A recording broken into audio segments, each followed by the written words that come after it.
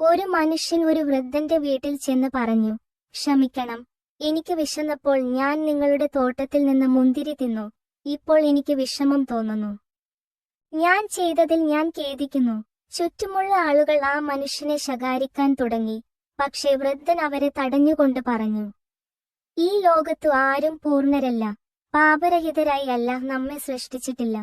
മനുഷ്യൻ തെറ്റുകൾ പറ്റും, എന്നാൽ നമ്മിൽ ഏറ്റവും ഉത്തമർ പശ്ചാത്തപിക്കുന്നവരാണ്. തെറ്റിലേക്ക് വീണാൽ തിരികെ എഴുന്നേൽക്കുന്നവരാണ്.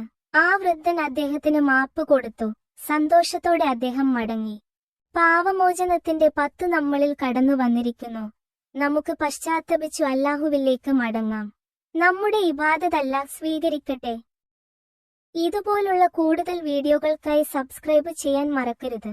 നിങ്ങൾ ഈ വീഡിയോ ആസ്വദിച്ചെങ്കിൽ ഒരു തംബ്സ് അപ്പ് നൽകി എന്നെ അറിയിക്കൂ. ഈ വീഡിയോയെക്കുറിച്ച് നിങ്ങളുടെ അഭിപ്രായം കമന്റിൽ രേഖപ്പെടുത്തണേ.